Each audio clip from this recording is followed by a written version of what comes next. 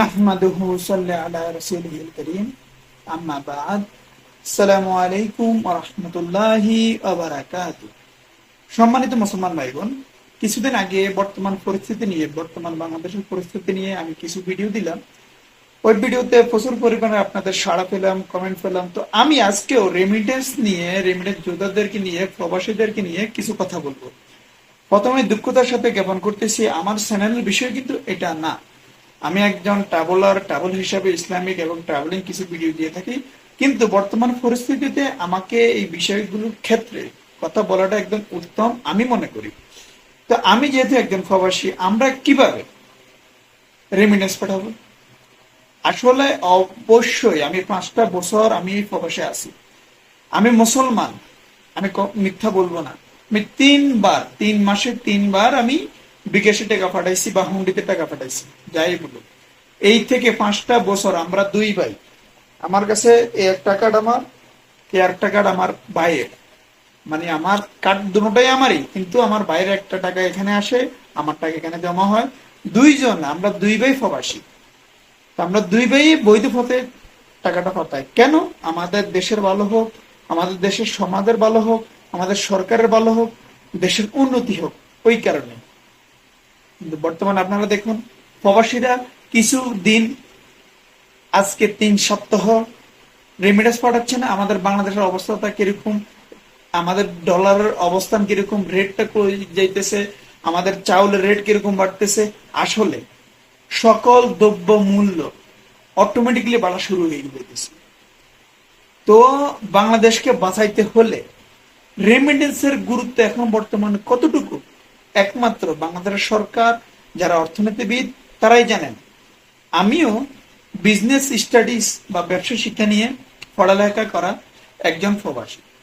হয়তো পুরো পড়ালেখা কমপ্লিট করতে পারি নাই, যতটুকু পড়েছি ততটুকু থেকে আমি বুঝতে পারি যে একজন প্রবাসীর রেমিটেন্স দেওয়াটা কত গুরুত্বপূর্ণ। রেমিটেন্স বাংলাদেশের জন্য, একটি দেশের জন্য কত গুরুত্ব বহন করে। আপনি সিঙ্গাপুরের দিকে দেখুন, আপনি পাকিস্তানের দিকে দেখুন। ওই অনুযায়ী আমরা বর্তমান পরিস্থিতি আমরা তাদের থেকে খারাপ। এই 3 সপ্তাহ পরিস্থিতিতে যদি প্রবাসীরা 6 মাস, 1 বছর রেমিটেন্স বন্ধ করে দেয়, তাহলে বুঝতে পারেন আমাদের দেশটা কোথায় যাবে। প্রবাসীর রেমিটেন্স কিভাবে পাঠাবে? আমরা যখন এয়ারপোর্টে নামি, এক বুক ভালোবাসা নিয়ে আমরা বাংলাদেশে পদার্পণ করি। কত বছর আমরা দেশের মানুষকে দেখি নাই, দেশটাকে দেখি নাই, কিন্তু আমরা লাগেজ নিয়ে এয়ারপোর্টের বাইরে যেতে পারি না, কারণ আমাদের ট্রলি নেই। ট্রলি ব্যাগের সুবিধাটা আমাদেরকে দেওয়া হয় না। আমাদের পাসপোর্ট বা কোনো কিছু রিনিউ করতে হলে আমরা এক প্রান্ত থেকে অন্য প্রান্তে যেতে হয়। 6,000 কিলোমিটার, 8,000 কিলোমিটার আমরা পাড়ি দিয়ে তারপর আমাদের একটা পাসপোর্ট রিনিউ করার জন্য যেতে হয়। কারণ আমরা কি অনলাইন সুবিধা এখনো পেতে পারি না? বিদেশি থেকে আমরা অনলাইন সুবিধা পেতে পারি না। যাক, থাকে ওই কথা। প্রবাসীরা যদি মৃত্যুবরণও করে, তাদের প্লেনের টিকিটটা আমাদের প্রবাসীদেরকে বহন করতে হয়। ইন্ডিয়ান, পাকিস্তানি, নেপালি, তারা 60,000, 70,000, 80,000 টাকা, সর্বোচ্চ 1,10,000, 20,000 পর্যন্ত আমি ধরে নিলাম, তারা এই টাকাতে এই দেশে চলে আসে। সৌদি আরব বলেন, মিডিলের সকল কান্ট্রিতে চলে আসে। কিন্তু আমরা বাঙালিরা কেন 5 লাখ, 6 লাখ, 10 লাখ ছাড়া আমরা আসতে পারি না? কেন আসতে পারি না?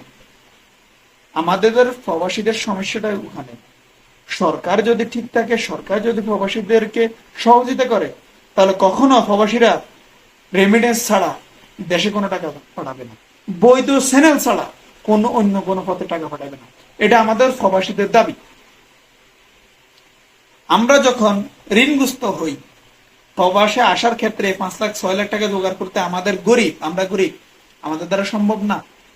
তখন আমরা যখন ব্যাংকের সামনে যাই, ব্যাংক এই শর্ত দিতে হবে, ওই শর্ত, এই শর্ত, একজন গ্যারান্টার, এইভাবে ওইভাবে, আমরা ঋণ ক্ষেত্রে আমরা বঞ্চিত। তো দেশের জন্য বাস আমরাই করে যাব, সরকার কি আমাদের জন্য করার কিছু নেই? আমি চাই না যে আমাদের দেশের ক্ষতি হোক। একজন প্রবাসী হিসেবে আমি যেরকম চাই, আমি একজন বাঙালি হিসেবে আমি যেরকম চাই, আমি মনে করি প্রত্যেকটা প্রবাসী এইরকম ভাবে। তো অবশ্যই আমরা অবশ্যই দেশকে বাঁচানোর জন্য, দেশের অর্থনীতিকে সচল করার জন্য অবশ্যই বৈধ চ্যানেলের রেমিডেন্স পাঠাবো। এখন যেহেতু সরকারের আমাদের প্রয়োজন, ইনশাল্লাহ আমরাই ফাঁসে যাব, কিন্তু সরকারকে দেখতে হবে প্রবাসীদের সুযোগ সুবিধা, দুঃখ দুর্দশা সকল কিছুতে প্রবাসীদেরকে দেখতে হবে। আর আমাদের কিছু নেতারা আছেন, বাবারে তাদের কথা শুনলে মানে মনে হয় যে তারা, তাদের কথাগুলো আমাদের মাথার উপর দিয়ে, চাঁদ আছে না, চাঁদের উপর দিয়ে চলে যায়। তো অবশ্যই সকল কিছু আমাদের প্রবাসীদের দিকে দেখবেন, আমাদের দিকে দেখবেন, আমাদের দেশের মানুষের দিকে দেখবেন। আমরা অন্য কিছু চাই না। আমি কোনো দল মত নির্বিশেষে সবার প্রতি আন্তরিক শুভেচ্ছা এবং অভিনন্দন ভালোবাসা জানিয়ে আমি প্রবাসীদের পক্ষ হয়ে আমি আছি রেমিটেন্সের পক্ষে। এই স্লোগান, এই সকল কিছু নিয়ে আজকের জন্য এখানে বিদায়। আসসালামু আলাইকুম ওয়া রাহমাতুল্লাহি ওয়া বারাকাতুহু।